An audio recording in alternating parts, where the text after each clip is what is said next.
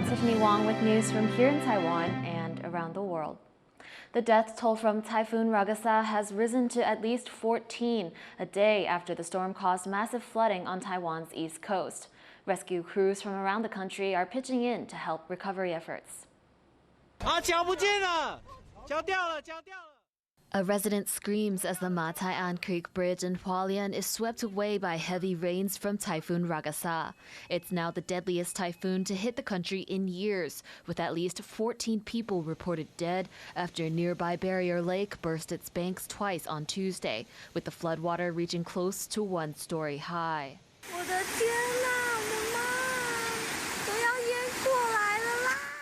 Residents clung to pillars and climbed onto their roofs, trying to avoid the muddy floodwaters. Others appeared to be stuck in cars that were swept away. The remote Guangfu township has seen the most casualties, including several elderly people found by rescue teams on the first floors of their homes. Over 100 people are still missing.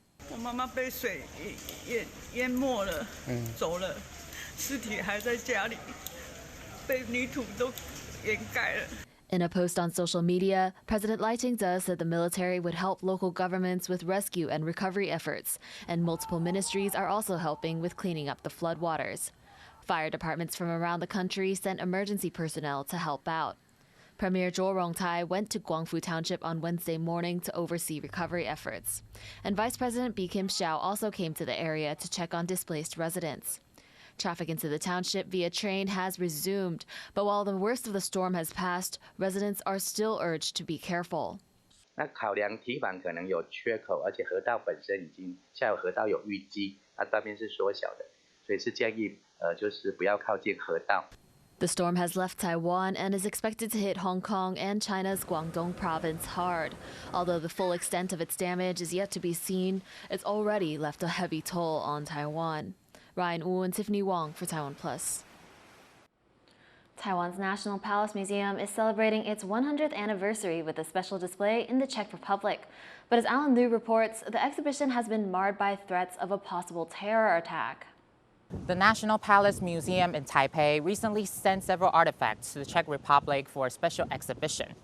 But now Taiwan's government says it has received threats of a potential attack if the event goes on. The museum began its centennial overseas exhibition at the Czech National Museum on September 11th. But Taiwan's Mainland Affairs Council, Foreign Ministry, and Culture Ministry all received emails threatening arson, theft, and shootings if the exhibit continues. The National Palace Museum says it has tightened security and called for respect toward cultural exchange activities. 今天上午，故宫萧院长已经召开捷克展紧急应变会议，在会上也邀请故宫的相关单位共同研议应变措施。对于这个捷克国家博物馆方面，我们一接获消息之后，就有通知驻捷代表处跟捷克国家博物馆来防患未然。 The Palace Museum says the exhibition is currently proceeding normally. The Mainland Affairs Council, which handles relations with China, says it strongly condemns the threats and that it's working with Taiwan's representative office and authorities in the Czech Republic to step up security measures there. The Foreign Ministry also says it's working with the Czech representative office to liaise with the Czech police. 外交部已经指示我国驻捷克代表处立即洽请捷克警方注意。另外，也建议陆委会将该恐吓电邮 送交我国警政单位查处。 As Taiwan condemns the threats, attention is now all on what happens next and whether the exhibition will be affected. Liang Lian and Ellen Lu in Taipei for TaiwanPlus. Taiwan will restrict exports of certain chips to South Africa after Pretoria pushed to downgrade and relocate Taiwan's representative offices. 南非政府在今年7月21日发布政府公报。 片面对我国驻南非代表处以及驻开普敦办事处采取更名降格的举措。我国政府基于维护国家主权及尊严的立场，即启动限制晶片输往南非的反制措施。 South Africa said the name of Taiwan's representative office would be changed from liaison office to commercial office and pushed to have it relocated from the political capital, Pretoria, to Johannesburg, South Africa's largest city and commercial hub. Taiwan has now listed 47 products that will require export licenses for South Africa, including computer chips and memory. South African President Cyril Ramaphosa addressed the issue while in New York, saying his country's moves came at China's request and aligns with South Africa's One China policy.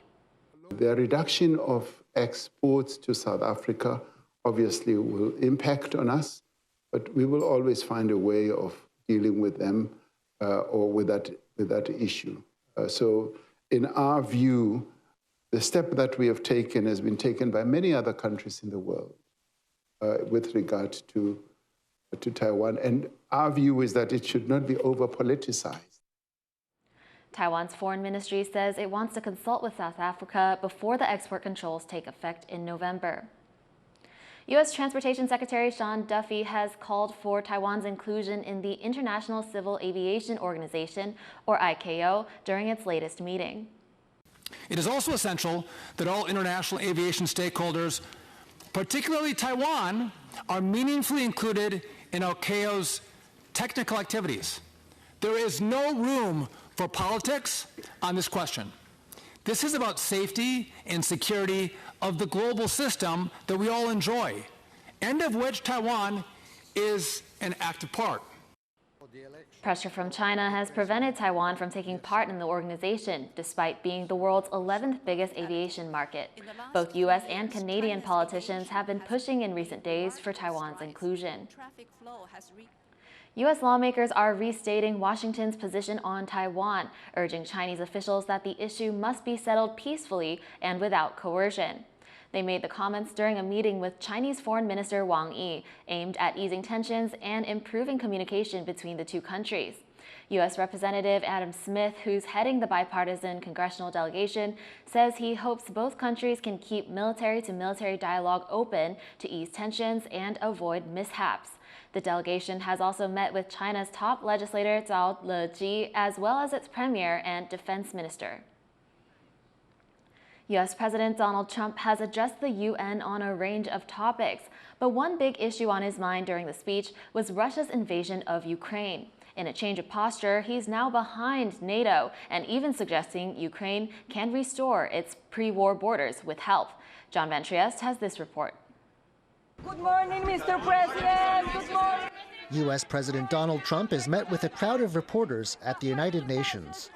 What's the message you're bringing? One shouts. It's something the world is wondering as Trump prepares to address this year's General Assembly. Many world leaders will do so, but few are as powerful or unpredictable. The answer is a mix. In about an hour-long speech, he attacked immigration in Europe, called green energy a con job, credited himself with stopping wars, questioned the very point of the UN, and more. Unlike his predecessor Joe Biden, he did not discuss Taiwan. And even China only got a few mentions for buying Russian oil and making wind turbines. One thing definitely on Trump's mind, though, is Russia's invasion of Ukraine. And after largely inconclusive talks with Russian President Vladimir Putin, he says the U.S. is ready to put more pressure on Moscow, and that he expects Europe to chip in, particularly by stopping imports of Russian energy. In the event that Russia is not ready to make a deal to end the war, then the United States is fully prepared to impose a very strong round of powerful tariffs which would stop the bloodshed, I believe, very quickly. But for those tariffs to be effective, European nations, all of you are gathered here right now, would have to join us in adopting the exact same measures. Trump's stance on the Ukraine war and NATO's role in it looks to have shifted markedly. After his UN speech, he met with Ukrainian President Volodymyr Zelenskyy. Before the meeting, the previously NATO skeptic Trump even told reporters he's now strongly behind the alliance, especially as Russian aircraft violate allies' airspace. Do you think that NATO countries should shoot down Russian aircraft if they enter their airspace? Yes, I do. And that's just the start of an apparent about-face. Trump once said Ukraine might have to give up territory to Russia to end the war. But in a social media post, he says Russia looks like a paper tiger and suggested that Ukraine, with support, can get back to its pre-war borders. Ukrainian President Volodymyr Zelenskyy didn't give much away about what the two discussed in their meeting. But in an exchange with a reporter, he had this to say about Trump. I said it from the first second of our today's meeting. I will not share all the details. But from your perspective, is it a game changer that he now believes, that President Trump now believes? Trump is a game changer by himself. Trump has taken a special interest in ending the 3-year Russia-Ukraine war. And as of Tuesday, it seems like he's trying out a new tactic to get the job done. Howard Zhang and John Van Trieste for TaiwanPlus. For a better understanding of what Trump's UN speech means for Taiwan and China, reporter John Van Trieste spoke to Jia Ian-chong of the National University of Singapore. So during his UN speech, Trump mentioned a wide range of topics, but Taiwan, the Taiwan Strait, didn't figure in his remarks, and he really didn't mention China that much. Why do you think that is? Well, Trump's speech seems, a lot of his speeches seem to be focused on what is on his mind at that particular moment or sort of around that time. So it just would appear to me that for whatever reason, Trump was not thinking hard about China or Taiwan when he was preparing and making a speech. I mean, he has a very impromptu style. He talked a lot about teleprompters and escalators, for instance. But do you think that this lack of mention of China or even the Indo-Pacific shows some sort of change in U.S. policy towards Taiwan or China? It could, but it's really hard to tell from just one Trump speech. I mean, one thing we know from Trump is he sort of flies by the seat of his pants a little bit, especially when making public deliveries of speeches. So, it could be there's some change. It could be just that it's not interesting to him at this moment. Do we have any indication from other U.S. officials about what this might mean? So far, I haven't seen any sort of readouts that talk about the China relationship. I mean, what we do know is that, there was that TikTok deal that Trump had touted as a big victory for himself. What that actually means in terms of details, we've not seen, but that's the sort of most recent sort of big issue he's sort of touched on with China. He's, touched on other issues such as buying Russian oil, but that didn't come up this time around. In fact, when he talked about Russian oil in this speech, it referenced the Europeans, actually. Well, even if the U.S. policy hasn't changed towards the Indo-Pacific region and Taiwan and China, can we say from this speech that maybe the U.S.'s foreign policy focus has shifted? After all, he'd had a meeting with Zelenskyy afterwards and was talking about Ukraine. Certainly, it seems that in this speech that the Trump administration and Trump himself seems far more supportive of the Ukrainian war effort, of the Europeans as they resist Russian aggression. So that seems to be what's at the top of his mind. Whether that means that there is some sort of going to be some sort of sacrifice of U.S. resources in the Indo-Pacific, that it's not possible to tell that from the speech. That was Jia Ian-chong of the National University of Singapore. Taiwan has won its second game of this year's Asian Baseball Championship. The team shut out South Korea 10-0 in China on Tuesday night. Taiwan scored 6 runs in the first inning to take a commanding lead and added another run in the 5th. In the bottom of the 7th, player Chen Ming-shi sealed the victory with a 2-run homer. The game ended early under the mercy rule. The tournament is Asia's highest-level baseball competition. The team will next face Hong Kong on Wednesday night. Thank you for watching What's Up Taiwan. You can visit the TaiwanPlus website or follow our social media for more stories from Taiwan and around the world. Finally, we take you to London Fashion Week, where Taiwan debuted as a national team with 4 brands coming together to put Taiwanese creativity in the global fashion spotlight. I'm Tiffany Wong. Take care and see you next time.